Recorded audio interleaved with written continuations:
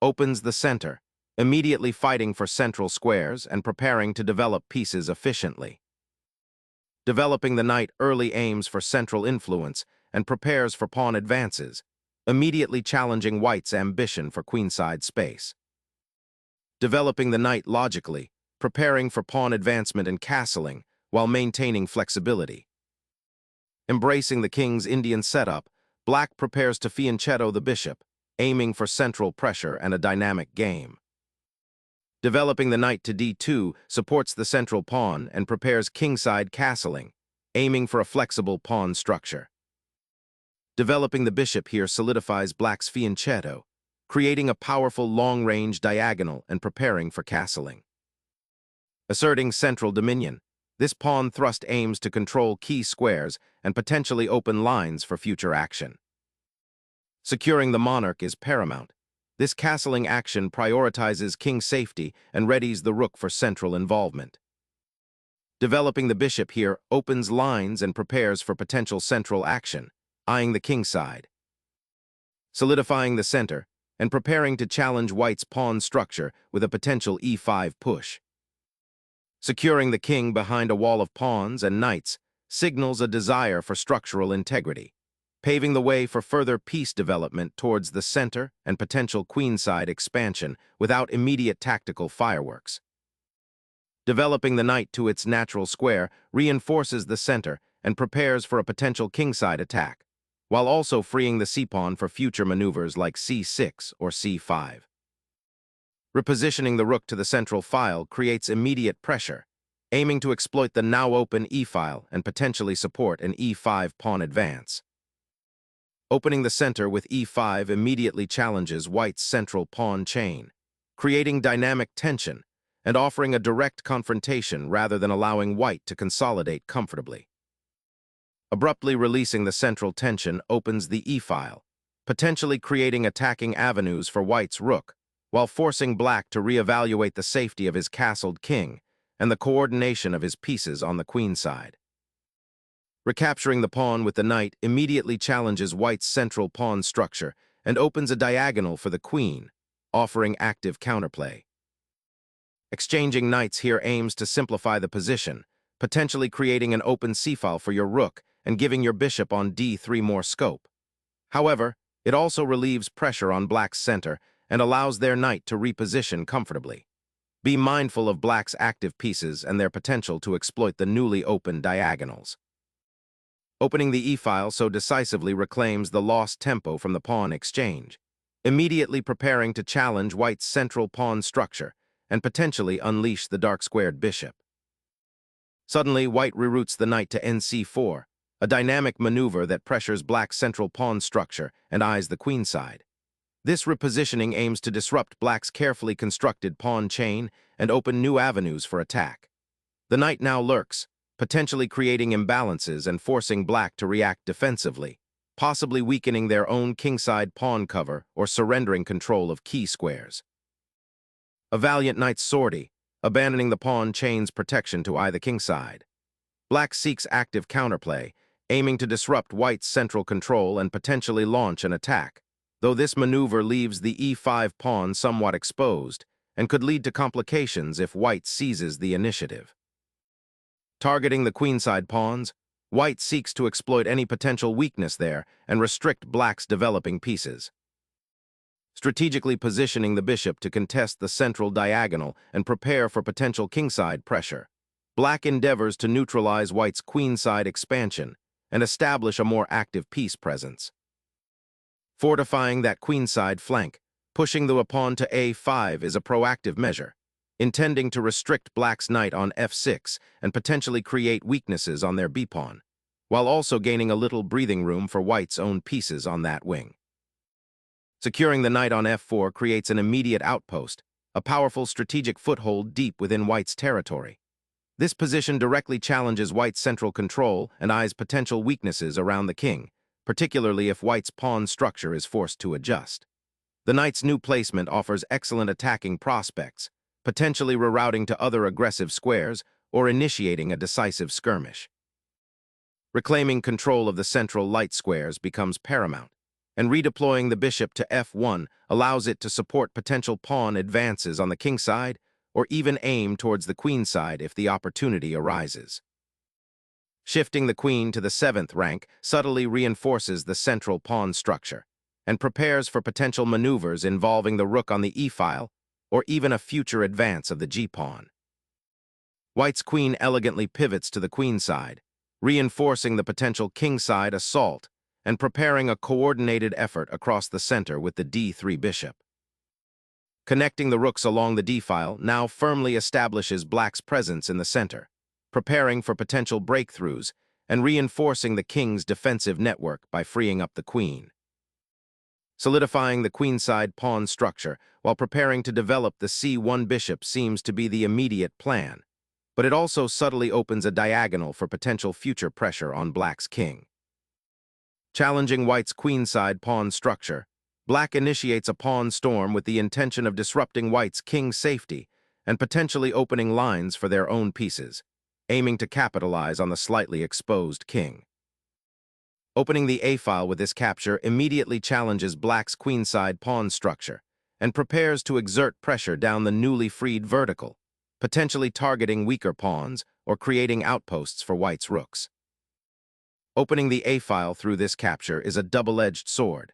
While it grants black some influence over the newly opened pathway, it simultaneously weakens the pawn structure on the queen side by creating isolated pawns that could become targets later in the game. Opening the a-file by force now promises a tangible advantage, forcing a recapture that concedes piece activity. Reclaiming the rook on the open file decisively stabilizes the queenside pressure, forcing white to confront the immediate threat of invasion and the potential for the rook to pivot towards the king. Bolshevik's bishop sacrifice cracks open the pawn structure, forcing a confrontation for control of the e-file and creating immediate attacking prospects against the enemy monarch.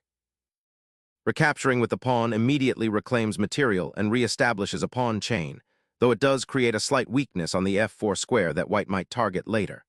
Black's knight is now much more actively placed, eyeing central squares and potentially ready to support pawn advances or launch a kingside attack.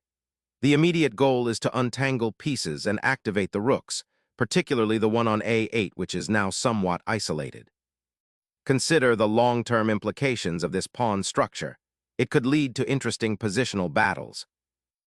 Unleashing a powerful queen sortie, white leverages the newly opened diagonal to eye black's exposed king, while simultaneously creating the threat of a devastating battery along the file.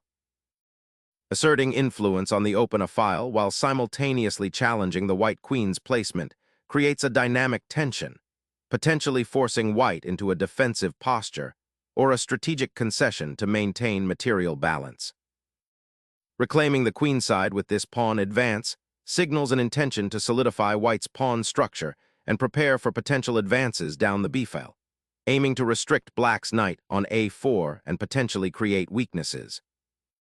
Slamming the rook to the 2nd rank immediately creates significant counterplay, challenging white's pawn structure and aiming to dismantle the king's defenses by creating potential threats along that newly opened file. Initiating a pawn thrust to challenge black's knight and potentially open lines towards the kingside, e5 * seeks to disrupt the harmony of white's pieces and gain crucial space. A bold repositioning, the knight ventures forth, eyeing potential inroads toward the enemy king's territory, but it must be wary of the open avenues that can be exploited by the advancing pawn. Unveiling a fresh threat, this pawn advance spearheads towards black's kingside, probing for weaknesses and potentially opening lines for white's queen and bishop. Black seeks to solidify control of the queenside and potentially prepare for activity on the a-file, disrupting white's pawn structure. Unlocking the c-file and reinforcing the central pawn advance are the key ambitions of this knight repositioning, seeking to disrupt black's coordination and exploit the now open avenue for white's rooks. Unleashing the bishop on the queenside opens new lines of attack and disrupts white's coordination, aiming to exploit the weakened pawn structure after the recent exchanges. Seizing initiative, the bishop lands decisively on b5, transforming the board's spatial dynamics and creating immediate threats against black's underdefended monarch. Reclaiming the material with the queen redirects black's attention to the center, aiming to exploit the newly opened diagonal and potential weaknesses around white's king, while also preparing to connect the rooks for unified action. A pivotal decision is made, sacrificing material for a potent offensive initiative, transforming the board into a battlefield of sharp attacking possibilities. The pawn on e5 is now a tantalizing target, and exchanging the bishop for it is a smart simplification given the material equality. However, black has effectively traded a passive piece for a piece that can now exert pressure on the king's side, potentially creating long-term structural weaknesses for white if not handled carefully. Shifting the knight to the 5th rank immediately attacks the black bishop, and more importantly, stabilizes the d5 outpost, aiming to restrict black's piece mobility and create future weaknesses on the queen's side. Reclaiming the initiative, black endeavors to activate its bishop, a piece that has been somewhat restricted since the opening exchanges, aiming to create more dynamic possibilities on the queen's side and potentially challenge white's central control. The knight's excursion to f6, while seemingly aggressive, opens a tactical Pandora's box, potentially exposing white's own king if the intended follow-up isn't perfectly calculated. Observe how this knight's presence disrupts the harmonious placement of black's pieces, creating opportunities for sharp counterplay if black mismanages the immediate threats. Recapturing the knight with the king opens a critical diagonal for white's remaining bishop, potentially creating immediate threats around your monarch.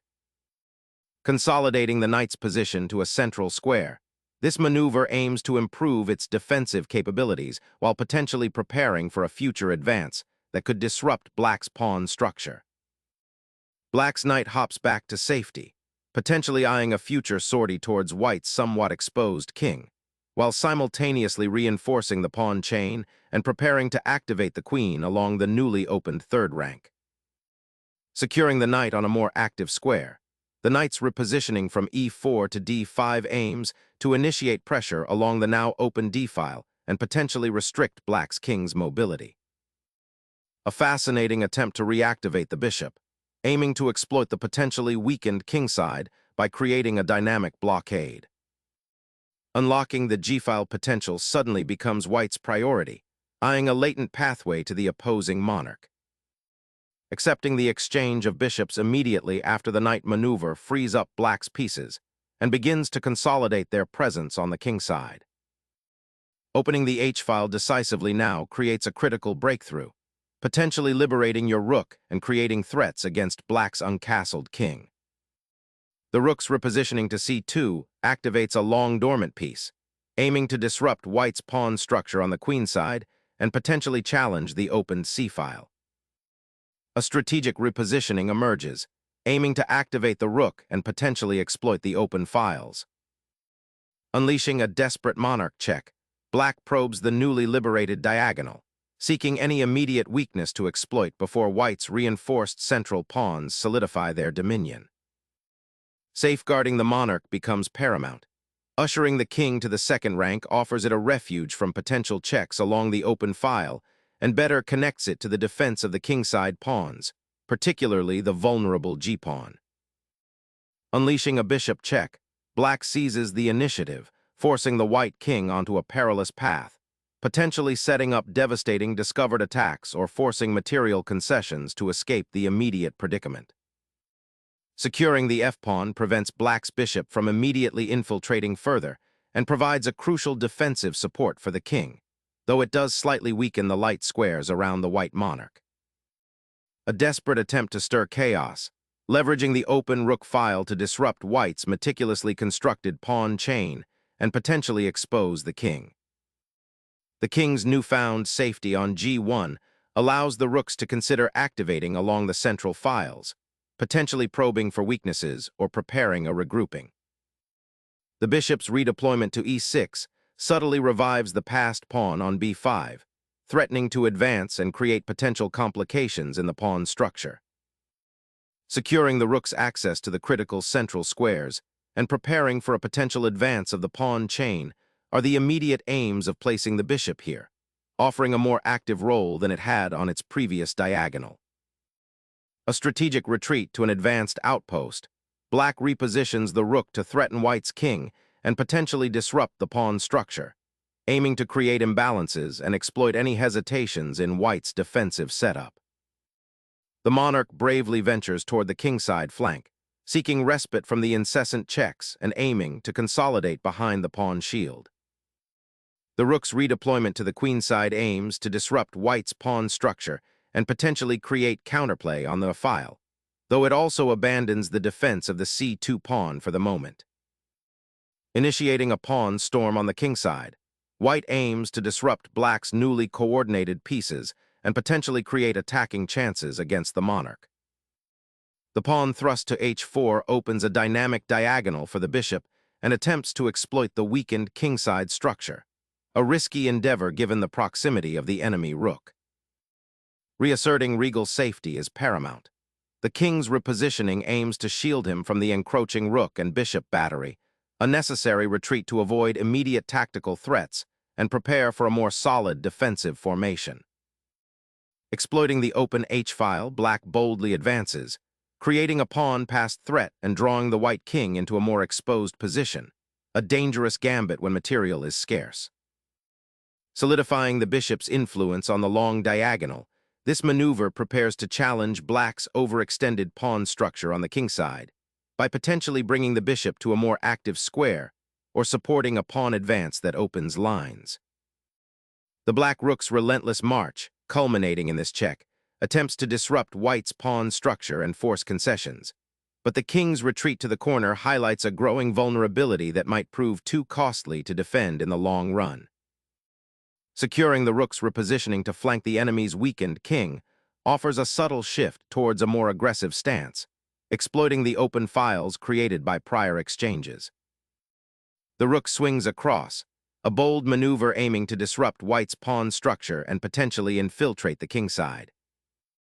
Unlocking the c-file is paramount now that black's passed h-pawn is a significant threat. This rook lift prepares to contest that crucial open file and potentially pressure black's queenside pawns, forcing them to defend rather than advance. Reawakening activity on the kingside pawn chain with the bishop's repositioning, aiming to support potential pawn pushes and create new attacking avenues against white's somewhat passive structure. Initiating the recapture on the c1 square immediately secures the file for white, creating an essential highway for the rook. This action not only reactivates the piece, but also prepares for a potential redeployment to a more active square, potentially targeting the vulnerable black pawn structure or supporting a central advance. Observe how the rook's position now directly influences the potential for pawn breaks and piece activity, offering white a more dynamic presence on the board. The king's escape route via the kingside is now firmly sealed by the advancing pawns, making the monarch a prime target on the open diagonals. Preserving the king's safety by retreating him from the active diagonal, avoiding any checks on the first rank, and preparing to regroup the remaining pieces for a better defense. Bringing the king closer to the action, this maneuver aims to consolidate its position and prepare for potential pawn advances or defensive maneuvers on the kingside. Putting the opponent's king in check clears lines, opening up avenues for further attacks. The monarch attempts to flee the escalating chaos, seeking refuge on a less exposed square, a desperate maneuver as the opponent's rook aggressively probes the remaining open files. The rook slides over to the fifth rank, an assertive positioning that aims to disrupt black's passed pawn's advance and simultaneously eye the vulnerable kingside. Reactivating the light-squared bishop, b6, now aims to disrupt white's pawn chain and create potential outposts for black's pieces, particularly on the c-file, aiming to exploit white's exposed king.